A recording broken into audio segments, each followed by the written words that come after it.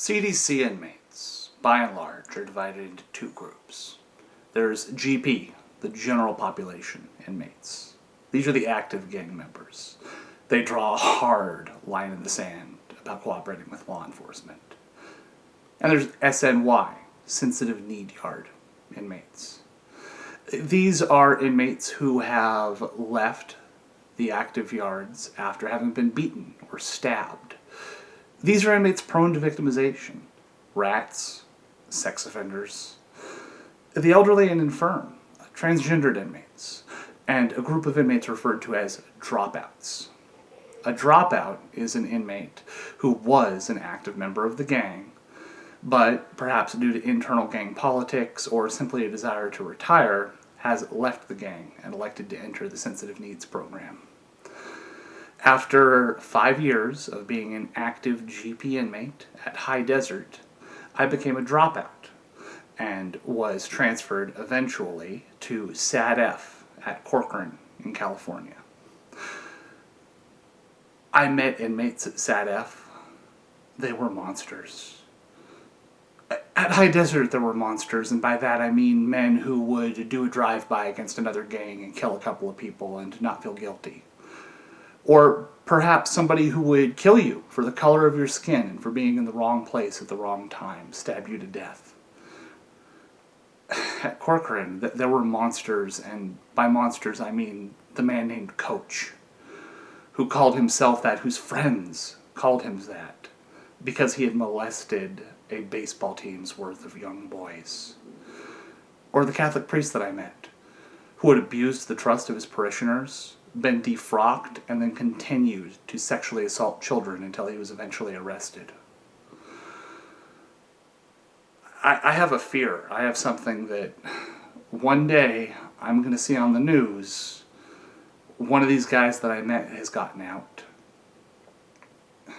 They've got out and they've hurt a child. They've hurt an innocent. And I'm going to look at that picture of the poor person that couldn't defend themselves. And I'm going to think I was in a room with that man. I knew what he was.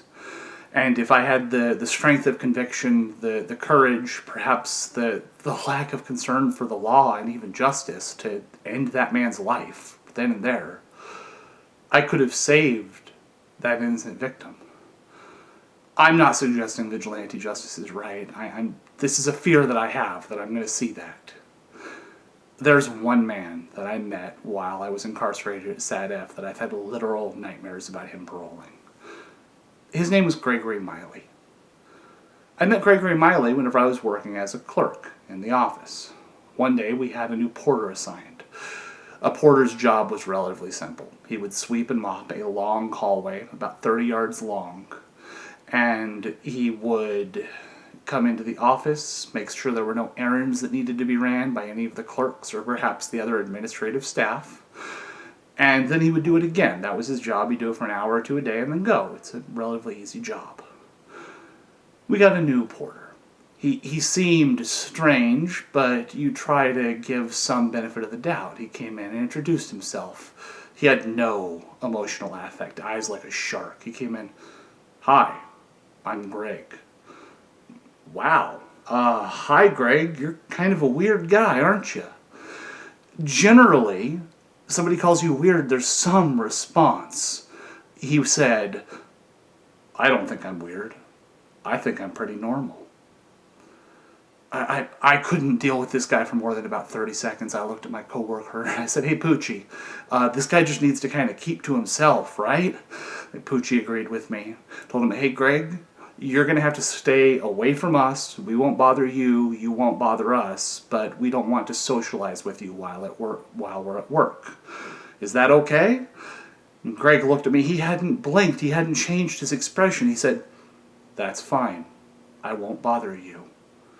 And went to immediately do what he did for the next 3 months for about 6 hours a day, about 4 times as long as he had to in a day. He would get a mop, or a broom, or possibly a rag, and he would walk up and down the long 30-yard hallway that connected all of the administrative offices, and he would put the rag against the side of the window and do this. all the way up and down the hallway, back and forth again and again for hours, making eye contact with anybody who happened to look up. It was the creepiest damn thing you've ever seen. We started calling him the shark because he was always moving and he had no life in his eyes.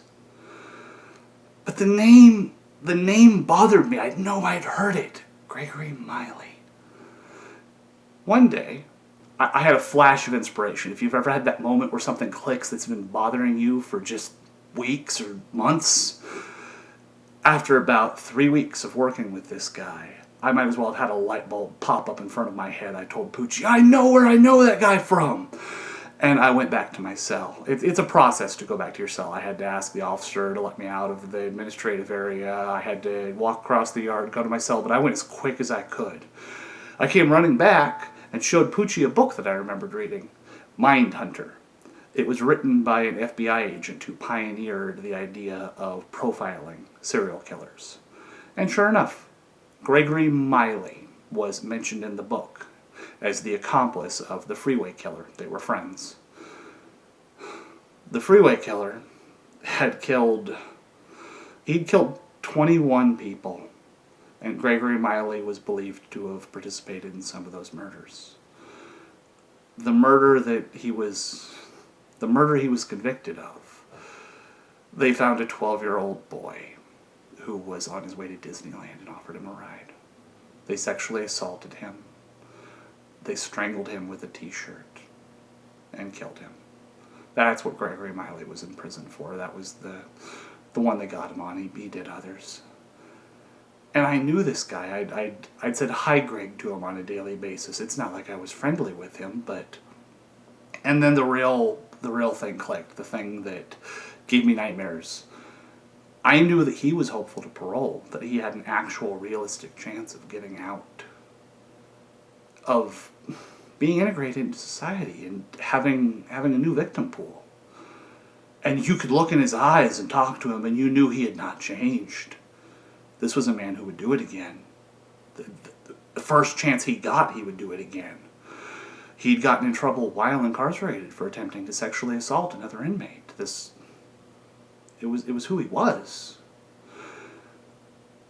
He eventually got pretty creepy. He got so weird that he was no longer allowed to come to work, and they fired him and found somebody else to do the job. I never spoke to him, probably one word, after I realized who he was and where I knew him from. But it stuck with me. I've had nightmares where I imagined that I was going to turn on the news and see this guy's mugshot next to some child who he'd killed, he'd hurt. And I'd get to see the parents crying. And it would be my fault because I was in a room with the guy. I could have done something. I'm not saying it's the right thing to commit violence against somebody because they may commit violence against somebody else. I'm not drawing a line as to what should be done. I'm saying that I know that if I had seen that he had hurt somebody, I would have felt that it was my fault. While researching this video, while getting ready to do it and talk about some of the monsters that I had seen, I Googled Gregory Miley. He's dead. He was beaten to death on a prison yard at Mule Creek in May of the year 2016. And I feel like a terrible person for saying it, but I was so happy when I heard that he was dead. Gone. He can't hurt anybody now. I think about the death penalty a lot. I've given it a lot of thought. And I was incarcerated. I got to meet a lot of people who had faced the death penalty and forgive me for this, but who deserved the death penalty. I don't know if it's right or wrong to kill a man for the crimes he's done or the crimes he may do. I don't know if the state has the right to do that. I'm not trying to make a political statement. I know that whenever I heard that Gregory Miley was dead, I felt a moment of sympathy, a moment of understanding for somebody who has lost a friend or family member. And then the monster that took that person is killed. Because the idea that he will never harm another human being was such a relief. you don't want to go to prison because you will have to sit down and talk and be friendly-ish with a monster of one flavor or another. You have to pretend like they're your peer, like you're okay with what they've done. It's one of the worst things about being to prison, and you shouldn't ever go there.